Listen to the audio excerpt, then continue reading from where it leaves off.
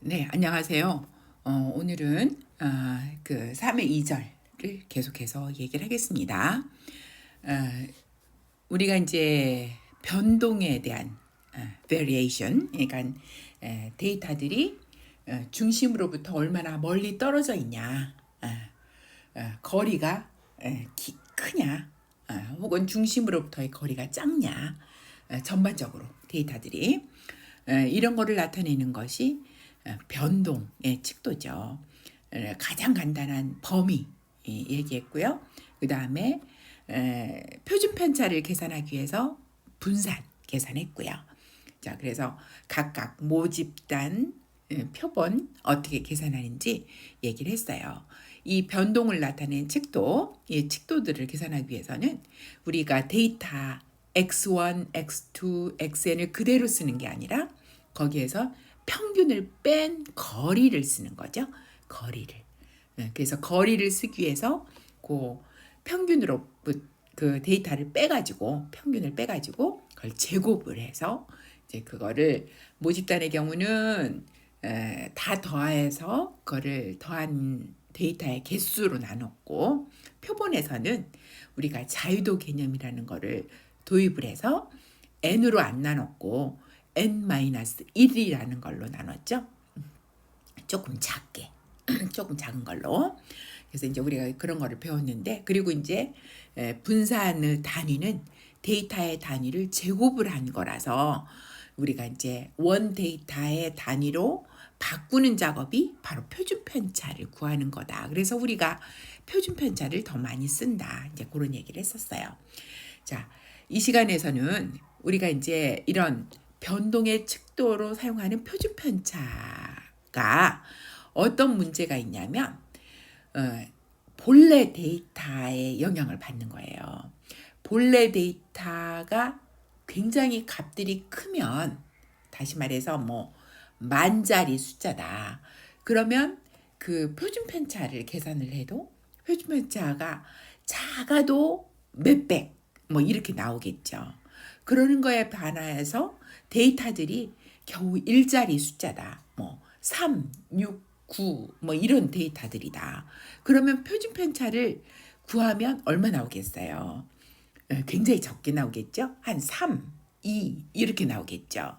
자, 이런 거를 갖고 우리가 값이 작다, 크다를 가지고서 그냥 이 데이터는 퍼짐이 크네, 퍼짐이 작네, 그렇게 얘기하기는 조금 안 맞는 거죠. 그래서 이제 본래 데이터가 큰 거냐, 작은 거냐, 이거를 고려해서 변동을 얘기하는 것이 변동 계수예요. 이걸 갖다가 영어로 coefficient of variation, 그래서 CV라고 얘기를 합니다. 우리가 CV라고 써요. 자, 이거는 표준 편차의 크기는 측정 단위에 따라서 달라진다. 그래서 이제 여기는 이제 데이터 값이 크냐 작냐를 이제 단위 개념으로 또 얘기를 했네요. 예를 들어서 키를 측정을 하는데 키를 갖다가 센티미터로 측정한 거하고 혹은 미터 단위로 측정, 뭐 키를 미터로 얘기하는 사람 별로 없지만 어쨌든 데이터를 센치로 적느냐 미터로 적느냐에 따라서 단위가, 그러니까 그 숫자가 센치로 적으면 적어도 세 자리 숫자인데 미터로 적으면 기껏해야 1점, 단위가 1단위죠. 1단위. 그죠? 물론 솔점 밑에는 있지만 이제 큰 게 일자리 단위죠. 그래서 이제 이런 것들이 그러니까 표준 편차 값을 구해 갖고는 완전히 틀려지는 거죠. 표준 편차도 이런 식으로 100배가 달라져 버려요. 100배가. 센티미터로 하느냐, 미터로 하느냐에 따라서. 자, 변동 계수는 측정 단위와 무관한 변동의 측도이다. 따라서 다른 자료들의 변동 정도를 비교하는 데 사용한다. 변동 계수는 이런 식의 우리가 이제 단위가 어떻게 되든 데이터가 크든 작든 이런 거에 관계없이 상대적인 개념으로 나타낸 것이 변동 계수입니다. 자, 어떻게 계산이 되냐? 표본 평균과 표본 표준 편차를 각각 표본의 경우 x바와 s로 나타내면 표본 변동 계수는 이 변동을 s를 갖다 그대로 사용하는 게 아니라 s를 X바로 평균으로 나누는 거죠. 그러면 단위가 똑같잖아요. 이것도 키 같으면 센티미터, 이것도 센티미터. 만약 미터로 했다? 그러면 이것도 미터, 이것도 미터. 그래서 단위가 캔슬이 돼버리는 거예요. 그래서 단위가 없어져요. 거기에다가 우리가 보통 퍼센트로 얘기를 해가지고 곱하기 100% 이렇게 계산하거든요. 자, 그래서 CV는 변동계수는 단위하고 관련이 없습니다. 만약 데이터가 큰 거다 작은 거다도 마찬가지로 이 표본 분산이 크게 나타난다면 평균도 똑같이 크게 나타나겠죠. 자, 그래서 요 두 개가 어느 정도 밸런스로 상대적인 개념으로 나타내 주는 거예요. 자, 모집단의 경우 보면 뮤와 시그마로 하면 똑같이 이런 식으로 시그마를 우리가 변동에 대한 얘기니까 분자가 S 혹은 시그마입니다. 표준 편차가 되죠. 표준 편차. 그리고 분모가 평균이 들어가요. 그래서 곱하기 100%. 자, 예제를 한번 볼게요. 자, 변동계수를 계산하는 건데 시골 낚시점에서 판매하고 있는 8종의 스피너 가격이다. 그래서 가격을 갖다가 이제 쭉 썼네요. 단위가 뭔지 모르겠네요. 10,000원인가 아마 어떻게 되는지 제가 스피너라를 잘 모르니까. 자, 이걸 전체라고 생각을 해서 이제 모집단 자료라고 이제 만약 판단을 한다면 이제 모집단처럼 이제 봐서 모평균하고 모표준 편차를 구해야지 변동계수를 구할 수가 있겠죠. 그래서 모평균은 다 더해서 우리가 이제 8개니까 8로 나눈 거. 그래서 2.14고요. 그 다음에 시그마 제곱은 우리가 이제 여기서는 이렇게 이제 소점이 붙어 있으니까 그러니까 우리가 이제 간편세 두 번째 식을 써가지고 다 제곱을 해서 이게 이제 2.10, 2.10 다 제곱을 한 거죠. 제곱을 해서 다 더하고 다 더한 다음에 그다음에 평균 요 합이죠. 이게 합. 요 합을 두 개 곱하고 요걸 개수로 나눠주는 거죠. 그렇게 해서 전체를 모집단이니까 8로 나눠주네요. 데이터 개수로. 자, 그렇게 해서 그 두 번째 식으로 계산을 하니까 0.047이 되고 이거를 스퀘어 루트 하면 0.22 표준 편차는 0.22가 되네요. 자, 그러니까 변동계수를 구하면 표준 편차 나누기 평균. 그러니까 0.22 나누기 2.14. 2.14. 그래서 곱하기 100% 하면 이거는 10.28%. 그러니까 평균에 비해서 변동은 10.28%를 차지하고 있죠. 보통 평균보다는 보통 작은 값들이 나와요. 이게 데이터들이 만약 정수라면 이게 일반적인 음수가 없는 숫자라면. 자, 그 다음에 이제 두 번째는 이번에는 전국적인 판매를 하는 그런 카탈로그에서 랜덤으로 추출한 10개 스피너의 가격이다. 똑같이 스피너의 가격인데 이번에는 이제 전국적으로 하는 거에 대해서 이제 이번에는 표본을 뽑은 거죠. 자, 그렇죠. 자, 그래서 이제 이것도 역시 변동계수를 구하기 위해서 표본 평균하고 표본 표준 편차를 구하면 X바는 1.87이 나오고 S는 이게 이제 10개니까 9분의 해가지고 계산한 거죠. 그래서 이제 자유도로 9분의 해서 계산을 했더니 0.62가 나왔고요. 여러분들도 한번 계산해 보세요.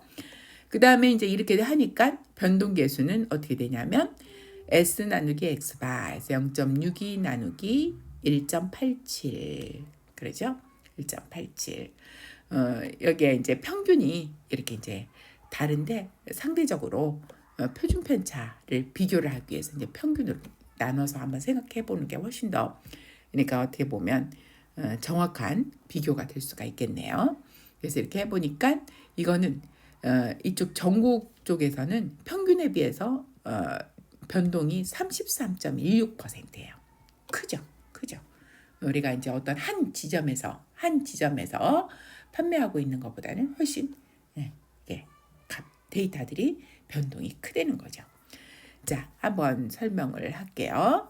전국 판매하는 카멜라 변동 개수가 33.16%로 시골 낚시점의 10.28%에 비해서 3배가량 크다. 가격 변동이 크다. 그런데 이제 평균을 보면 오히려 시골 여기가 더 높은 거죠. 2.149. 이거는 여기는 1.87이니까요. 그래서 가격은 시골이 조금 높네요. 그죠? 왜냐하면 아무래도 그럴 거 아니에요. 정적으로 하는 거는 경쟁이 심하고 종류가 다양한 거에 비해서 이제 그 시골에서는 약간 그 경쟁이 적기 때문에 가격이 조금 높을 수가 있겠네요. 어쨌거나 이런 식으로 변동 계수를 사용합니다. 그래서 평균 값이 이렇게 다른 것들을 두 개의 변동 정도를 비교할 수 있는 거죠. 자, 우리가 이제 중심하고 이렇게 퍼짐, 변동을 알면 데이터에 대해서 설명을 할 수가 있어요. 우리 데이터가 어떻게 생겼다라고 설명할 수가 있는데 그 설명하는 데 사용하는 정리 중에 하나가 최비셰프 정리라는 거예요. 최비셰프의 theorem이라고 하는데 이거는 이제 어떤 걸 얘기하냐면 평균으로부터 표준 편차 안에 데이터가 최소한 얼마큼 있냐 이제 그런 얘기를 해요. 그래서 자료가 평균을 중심으로 주어진 표준 편차 안에 놓일 자료의 최소 비율을 말하는 건데요. 여기는 이제 K를 1보다 큰 경우만 사용해요. 그래서 평균의 양쪽으로 K배의 표준 편차 안에 놓일 비율은 적어도 1-K제곱분의 1이다. 그래서 이제 이걸 본다면 평균으로부터 여기가 이제 가운데가 이제 평균이 있으면 우리가 이제 표본 같으면 x바죠. 평균으로부터의 여기에 한 배의 여기가 k가 1을 초과를 해야 되니까 2배까지 해야 되겠네요. 그래서 2배의 표준 편차 이게 s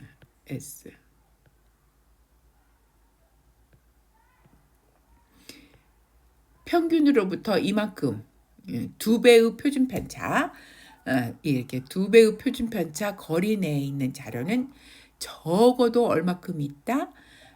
1에서 1 k제곱분의 1이니까 k가 지금 2예요. 2니까 여기가 2의 제곱 그래서 이거는 4분의 3 75%죠. 75% 적어도 75% 되는 거예요. 이 안에 자료들이 그러니까 x바로부터 그러니까 이렇게 2배 표준 편차 이 거리 내에 있는 자료들이 자료들 데이터의 수가 적어도 75%. 만약 s를 하나 더 해서 3배까지 생각을 하면 여기서 s까지 해서 3배까지 생각을 하면 요 안에는 1 3의 제곱 그러니까 9분의 1이니까 9분의 8이고요. 이거는 88.9%죠. 88.9%, 89%. 그래서 적어도 이 안에는 89%의 자료가 있다. 그러니까 우리가 이제 생각을 할 때 우리가 이제 어떤 자료가 평균이 10이고 x바가 10이고 뭐 예를 들어서 표준 편차가 2다.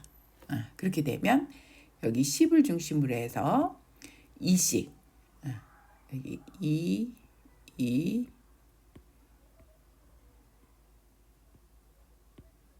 그러니까 요 값은 10에서 4를 빼니까 6이고요.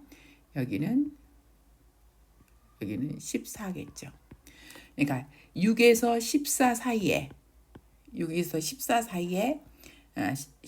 이 사이에 데이터들이 몇 퍼센트 있다?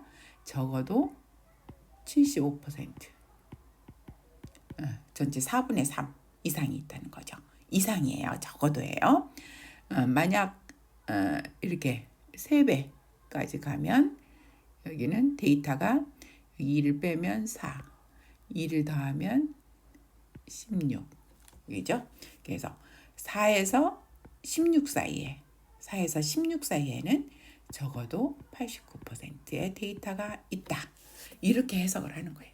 이렇게 해석을 그래서 우리가 평균하고 표준 편차 알면 데이터가 어떻게 있는지를 우리가 얘기할 수 있어요. 그런데 이제 실은 이 최비 셰프는 아주 최소한의 값만 얘기를 하거든요. 그래서 실제는 이보다 훨씬 더 많아요. 그래서 이제 그걸 얘기해 주는 것이 경험적 법칙이에요. 엠피리컬 룰. 엠피리컬 룰을 우리가 훨씬 자주 사용합니다. 최비 셰프는 별로 안 사용해요. 왜냐하면 너무 작은 값을 얘기를 하기 때문에 실은 75%, 89%가 진짜로 굉장히 작은 값이거든요. 그래서 그보다 훨씬 커요. 자, 자료의 분포가 종 모양과 유사하면 종 모양이 아니라도 돼요. 그러니까 그 우리 대부분의 분포는 가운데가 조금 많거든요. 그리고 가장자리가 작고요. 자, 이런 식의 그러니까 이제 우리가 앞에서 마운드 쉐입 같은 거는 이렇게 좌우 대칭형으로 이렇게 되는데 이렇게 안 하고 어느 정도 이렇게만 돼도 돼요. 이렇게만 이렇게 한쪽으로 좀 스큐가 일어나는데 너무 극단적인 스큐만 아니면 돼요. 자, 이런 식으로 모양이 되면 그러면 평균으로부터 한 배의 표준 편차 내에는 적어도 68%, 대략 68%, 두 배는 대략 95%, 세 배는 대략 99.7%의 자료가 있다. 이게 이제 정규 분포의 이제 우리가 나중에 배울 건데 정규 분포의 성질을 이야기하는 거예요. 이거 이제 뭐냐? 우리가 조금 전에 평균이 10이고 표준 편차가 2다. 그러면 요것도 요거 우리가 이제 앞에 최비 셰프 갖고 했는데 10 갖고 여기에 2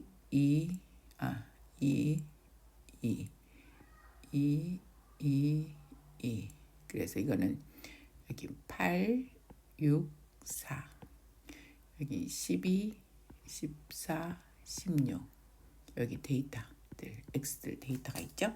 그래서 10을 중심으로 해서 8하고 12 안에 8하고 12 사이에 데이터들이 대략 68% 있다는 거예요. 굉장히 많죠. 10개 중에서 7개 정도 데이터가 8에서 12 사이에 있다는 거죠. 이 안에.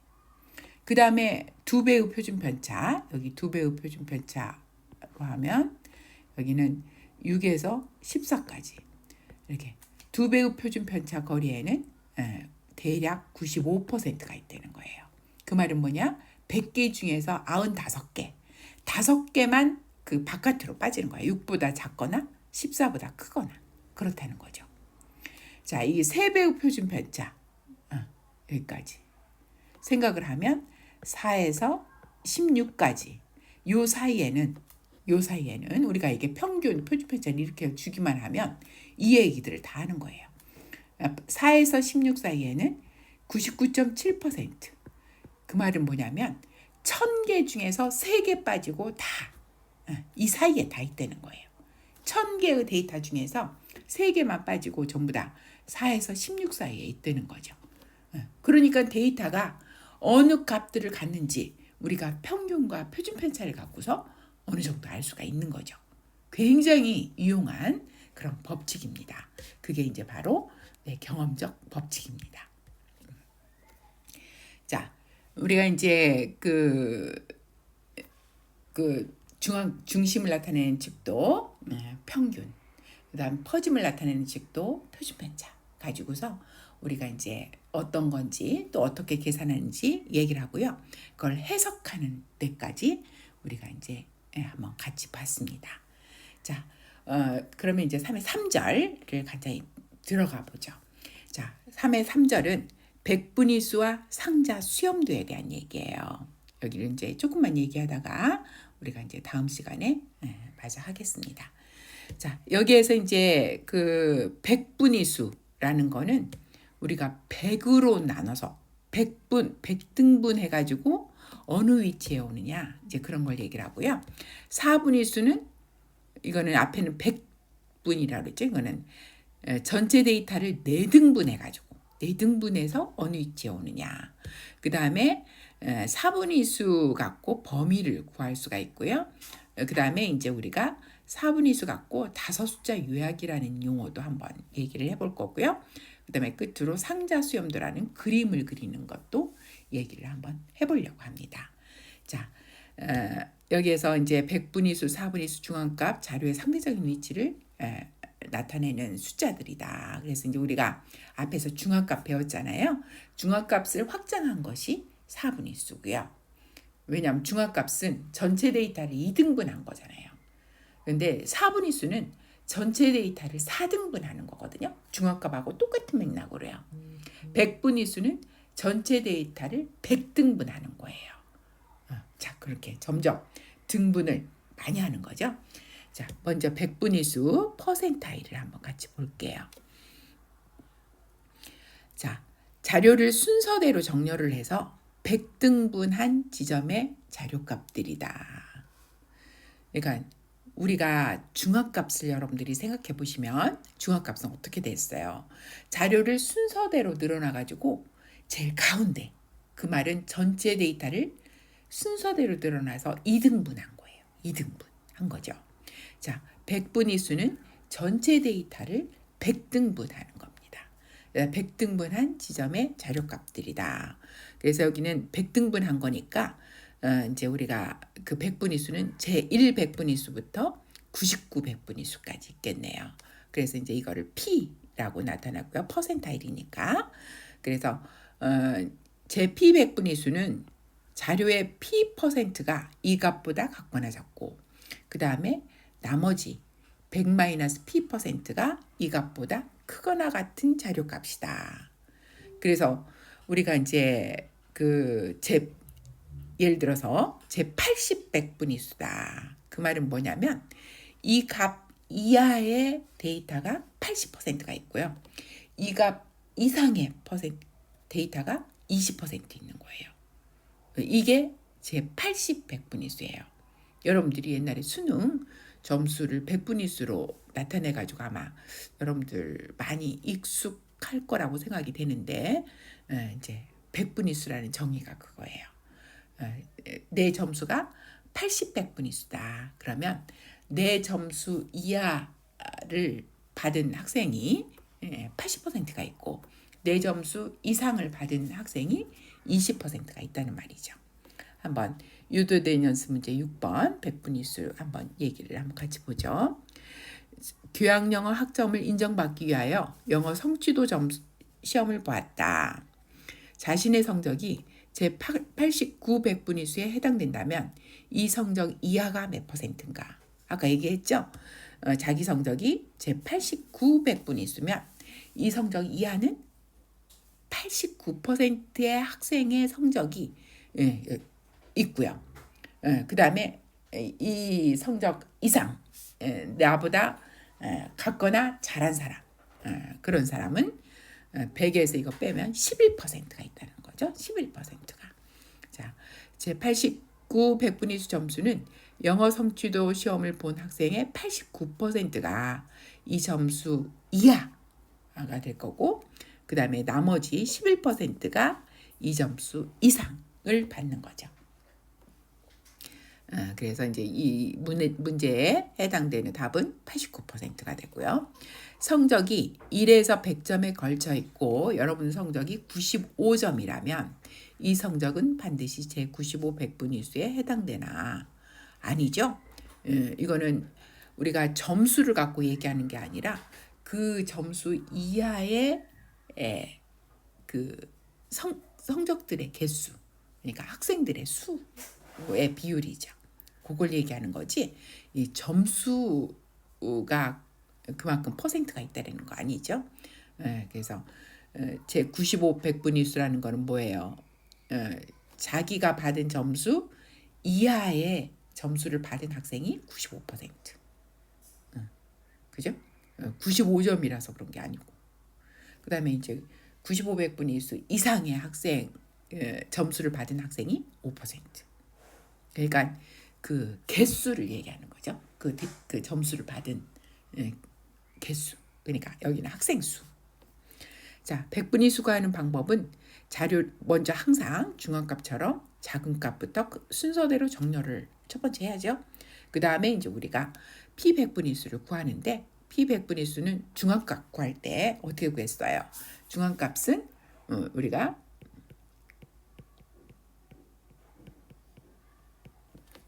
자료가 n개가 있으면 n 플러스 1을 2등분한 거죠. 여기 번째 값. 그러니까 여기서는 왜 n 플러스 1로 했어요?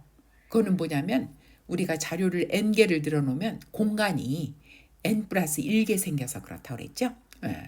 데이터가 우리가 이제 크기 데이터를 갖다가 이렇게 놓는다면 데이터를 놓는다면 이게 이제 데이터예요. 그러면 공간은 여기서부터 여기까지 있으니까 하나 더 생기거든요. 공간은. 그래서 n 플러스 1개가 되는 거죠.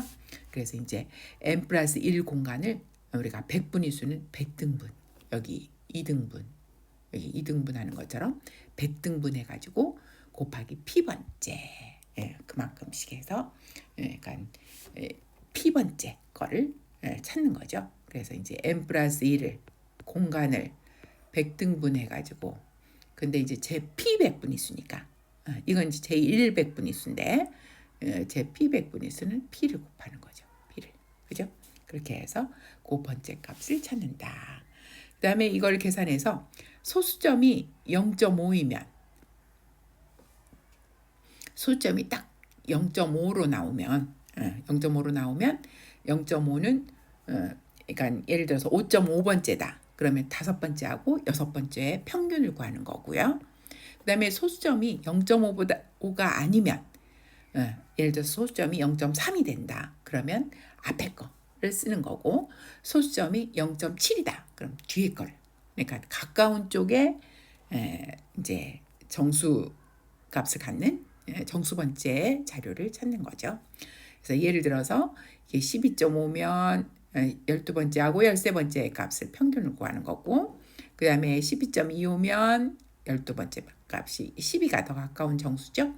그 다음에 12.75면 13이 더 가까운 정수죠. 그래서 제 p 100분위수가 된다. 자, 이런 식으로 우리가 이제 100분위수를 구하는 거예요. 그래서 우리가 이제 예제를 한번 우리가 여기는 예제가 있나요? 한번 한 김에 예제를 한번 보기로 한다면 데이터가 예를 들어서 그러니까 그 30개가 있다. 그 다음에 우리가 제 80 100분위수를 찾아보자. 그러면 1번은 자료를 크기순으로 정렬하고요. 항상 중앙값부터 이렇게 4분위수, 100분위수는 정렬이 1번이에요. 그 다음에 몇 번째를 찾는 거죠? 여기는 n 플러스 1 나누기 100 곱하기 80 100분위수를 찾으니까 여기 30 플러스 1 나누기 100 곱하기 80 여기 번째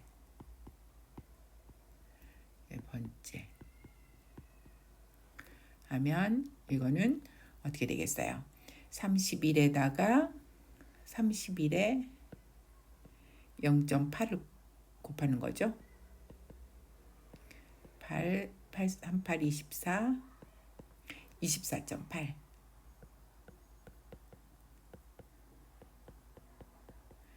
그러니까 어떤 몇 번째 거를 찾으면 돼요. 여기서 가까운 정수는 25번째 값. 크기 순으로 드러나서 25번째 오는 값을 찾으면 되는 거죠. 자, 이런 식으로 제 p 100분위수를 찾으면 됩니다. 자, 오늘은 여기까지 하고요. 다음 시간에는 4분위수부터 얘기를 하겠습니다. 수고하셨습니다.